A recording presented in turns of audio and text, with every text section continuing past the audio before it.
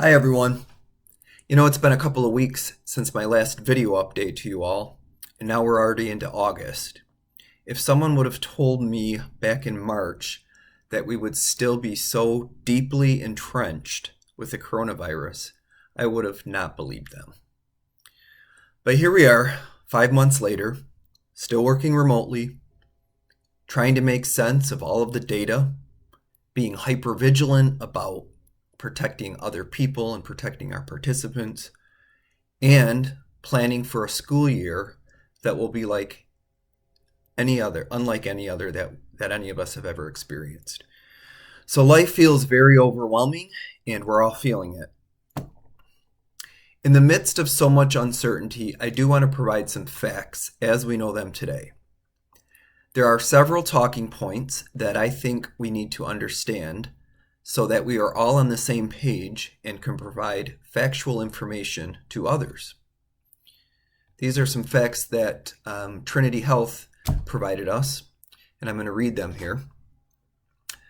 COVID-19 is a new coronavirus.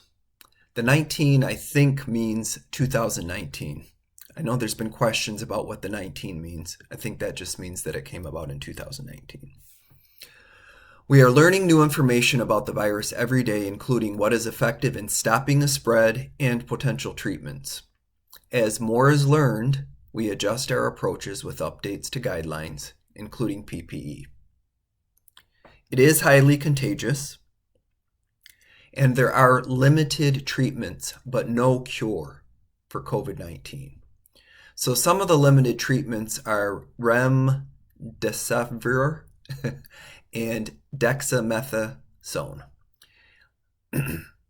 Several other potential therapies, such as convalescent plasma, are being studied.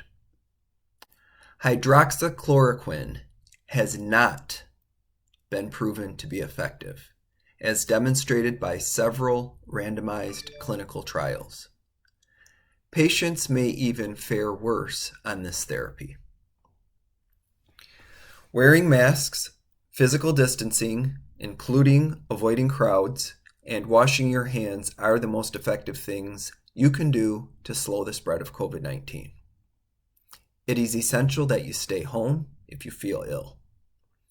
And lastly, vaccine clinical trials are accelerating, but a safe vaccine probably will not be available for general distribution until sometime in 2021 at the earliest.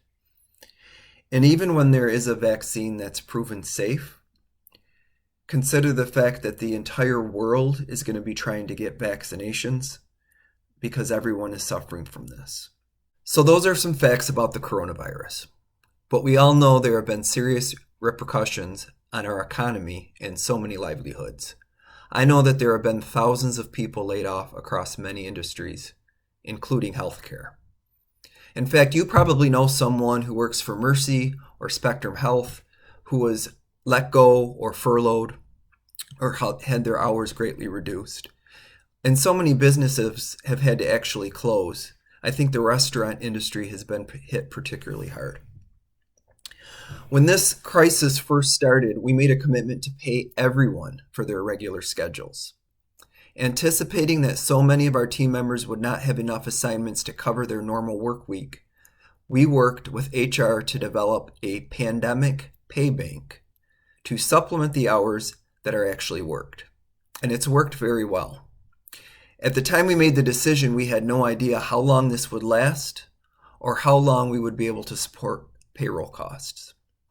I want you all to know that my commitment to using pandemic pay will continue as long as we maintain a decent census and can control our expenses. So we've all been asked to do things so much differently as a result of this crisis.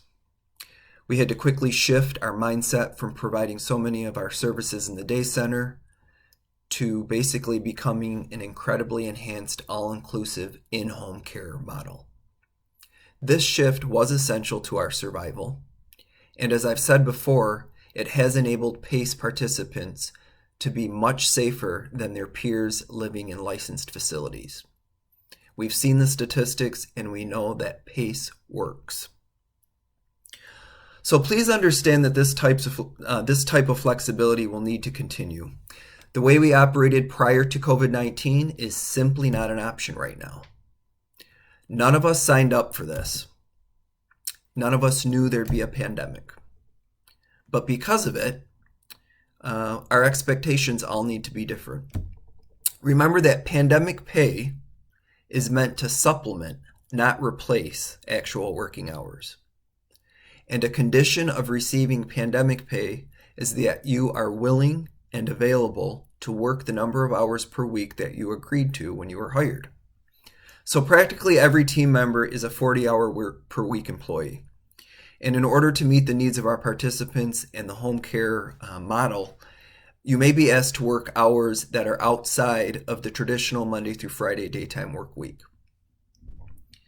This new normal also means that we need to continue being comfortable with virtual meetings, using technology in different ways, working remotely, and collaborating in new ways. There may also be some pretty innovative things that happen as a result of all this, so please be open to new ideas and new opportunities.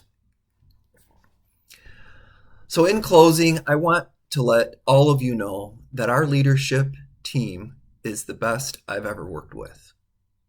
And I really mean that. Not a day goes by that they are not thoughtfully trying to think of better ways to communicate, better ways to support everyone, trying to figure out what the needs are, what things are going on outside of work that are impacting people's lives. They're considering the impact of decisions on everyone and truly reflecting on all of the external demands, trying to recognize that there's a lot of demands on everyone, and it can impact our ability to show up and be fully present. The other thing I hear over and over is the immense appreciation they have for all of the incredible work you do every day. They truly do want to make sure everyone is well supported, treated fairly, and that we have the resilience to continue moving forward. So if you're having issues, please don't hesitate to talk to your supervisor when you have questions or concerns. Thanks for being a Life Circles team member. Thank you for being committed to our mission. I hope you all have a great weekend.